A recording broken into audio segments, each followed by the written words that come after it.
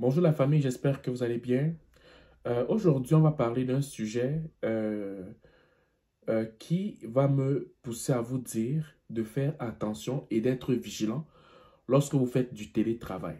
Parce que quand on fait du télétravail, des fois on s'oublie, on a des écouteurs, on répond aux clients et aussi il faut faire attention parce que l'employeur te surveille dans ce que tu fais. Par conséquent, tu es très limité dans les mouvements que tu fais en fait. Ce qui est compréhensible, mais tu devrais quand même être vigilant. Quand je te dis cette histoire, tu vas comprendre. Et c'est malheureusement une histoire douloureuse et ça doit nous servir de leçon, nous, dans la communauté afro-caribéenne. OK? Bien avant de parler de cette histoire, si tu es dans la communauté et que tu es nouveau ou bien que tu aimerais participer à nos différentes rencontres virtuelles, via Zoom, ben, si tu m'écoutes sur YouTube ou sur Facebook, enregistre sur le lien qui est en bas, tu t'enregistres doucement, ça va me faire plaisir de t'envoyer le lien quand on fait nos rencontres, quand on a nos rencontres virtuelles. Et si tu m'écoutes sur TikTok, ben, écris-moi en aparté, je vais t'envoyer le lien, ok? Et si tu aimerais développer une seconde source de revenus ou bien si tu aimerais me contacter pour discuter d'un quelconque sujet, texte-moi au 514-247-1737. 514-247-1737. Excusez-moi ma voix, je me sens pas bien, mais je vais quand même faire cette vidéo parce que je juge qu'elle est très importante et que ça va nous sensibiliser. Ça, c'est l'histoire d'un monsieur qui a perdu son épouse pendant qu'elle faisait le télétravail. Il vient de l'île Maurice et je vais vous lire l'histoire et on va pouvoir discuter après. Le veuf de la mère de famille qui a péri dans un incendie l'automne dernier pendant qu'elle était en télétravail envisage de consulter un avocat pour évaluer ses recours possibles contre l'employeur de son épouse. Dans le nouvel appartement familial du secteur de Cap-de-la-Madeleine à Trois-Rivières, Arulin Sobia a accepté une rencontre sans caméra.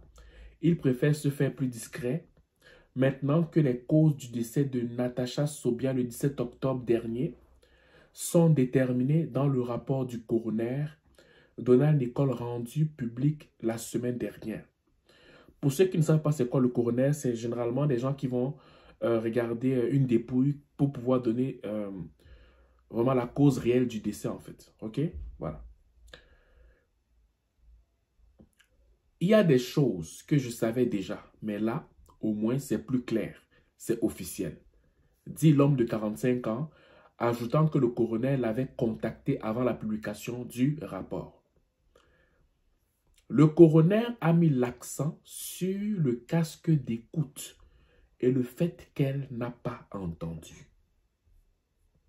Selon le rapport du coroner, Natacha Sobia, une employée d'une banque, se trouvait dans une chambre avec la porte fermée et portait un casque d'écoute lorsque l'incendie a pris naissance. Cette situation a probablement retardé le moment où cette dernière a eu connaissance du danger qui la guettait, écrit le coroner. Vous savez, je dis toujours une chose, se donner à fond dans un emploi, c'est noble, c'est très bien. Ok? Mais quand c'est au prix de sa vie, ça devient autre chose. Je recommence. Se donner à fond pour un employeur, pour un emploi qu'on a, c'est très bien. C'est une bonne chose. Je vous encourage à le faire. Mais quand c'est au prix de ta vie, ce n'est plus une bonne chose. Raison pour laquelle je dis souvent que je suis contre les temps supplémentaires abusifs. Parce que oui, tu gagnes de l'argent maintenant, mais ça détruit ton corps. Je suis contre les types d'emplois qui vont complètement te couper de la vie sociale. Ça veut dire que oui, tu gagnes beaucoup d'argent, mais tu n'as plus de vie sociale. Tu n'as même pas le temps pour profiter de ton argent. Je suis contre aussi le fait que quand tu travailles, tu mets tellement ton cœur dans ton emploi que des fois tu t'oublies. Je ne dis pas de ne pas être concentré à son emploi, mais je dis qu'il y en a beaucoup qui mettent tellement leur cœur dans leur emploi qu'ils s'oublient eux-mêmes. Et malheureusement, c'est le cas de notre madame, notre sœur qui est partie. Et le coroner dit quoi? Cette situation a probablement retardé. Quelle situation? Le fait que la dame, elle avait mis des écouteurs. Certainement, elle travaillait pour une banque qui est connue pour faire le télétravail. Ok, tu travailles à partir de chez toi, devant ton ordinateur et tout. Tout est chronométré. On voit tout est fait des gestes devant l'ordinateur.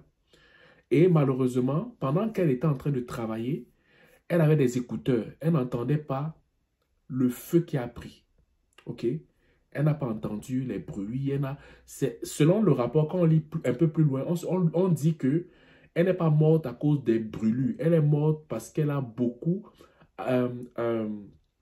absorbé, inhalé des gaz dus à l'incendie. Ok? Et pourquoi? Parce que elle n'était pas concentrée autour de son environnement. Elle était beaucoup plus concentrée sur la tâche, sur l'emploi qu'elle faisait. Bon, maintenant, qu'est-ce que ça nous enseigne aujourd'hui? Ça nous enseigne que, écoute, toi là, qui fais le télétravail, s'il te plaît, fais preuve de vigilance. Parce que pendant que tu fais le télétravail, ton enfant peut peut-être tomber. Ton enfant peut s'étouffer. Ton mari peut avoir un problème. Il peut avoir une intrusion chez toi. En fait, il peut avoir tellement de choses que le fait de faire le télétravail ne doit pas t'empêcher d'avoir une forme de vigilance. Tu ne peux pas complètement te couper, à moins qu'il y ait un autre adulte à la maison. Mais si tu es seul ou si tu es avec des enfants, fais preuve de vigilance. Parce que même si on te prévient et qu'il y a le danger, tu vas écouter quand... Je dis même que même s'il y a un autre adulte à la maison, fais quand même preuve de vigilance. Parce que même si on te prévient qu'il y a un danger, on va te dire, on va crier ton nom à cause des écouteurs. Tu ne vas rien entendre, puis après le mal, il sera trop tard. C'est ce qui est arrivé à notre sœur. Et ça peut arriver à n'importe qui. Blanc, noir, jaune, vert, orange, tout ce que tu veux. Et on l'a perdu comme ça. Et là, le monsieur, il veut poursuivre l'employeur de sa femme. Mais ce n'est pas tout le monde qui aurait les moyens. Parce que là, comment tu vas justifier que c'est... L'employeur peut dire que ben, c'est un incendie, ça n'a rien à voir avec lui. Ok? L'employeur peut dire ça. Que oui, mais on comprend que notre employé est décédé dans un incendie, mais ce n'est pas notre responsabilité parce qu'elle est chez elle. Maintenant, toi, si tu n'avais pas l'argent pour prendre un avocat et pour te défendre en disant que oui, j'étais chez moi, mais j'avais des écouteurs et je n'entendais pas de danger. Mais comme j'avais des écouteurs, pas pour écouter la musique, mais pour travailler, ben, il peut avoir des recours dessus. Mais là, il faut un avocat. Il faut payer pour que on puisse donner justice à cette dame qui est décédée et à la famille qui a perdu un être cher. Imagine-toi une seule seconde si tu n'avais pas d'avocat.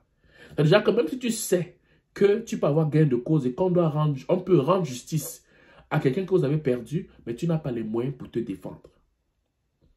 Et malheureusement, tu vas voir que dans la grande majeure partie des cas comme celui-ci, beaucoup peuvent avoir gain de cause, mais ils n'ont pas les moyens pour se défendre. Donc, n'attendons pas que le mal arrive pour pouvoir voir dans quelle mesure on peut intervenir alors qu'il se fait déjà trop tard en fait. Donc, je fais cette vidéo vraiment pour vous sensibiliser en vous faisant comprendre que s'il vous plaît, même si vous êtes en télétravail, faites preuve de vigilance parce que le mal peut arriver et il risque d'être trop tard pour que vous puissiez sortir du danger en fait. Voilà. Donc, c'est ce que je voulais vous faire comme vidéo. J'espère qu'elle va vous sensibiliser. Sur ce, vous souhaite de passer une excellente journée ou une excellente soirée, dépendamment du lieu où vous m'écoutez. Ciao.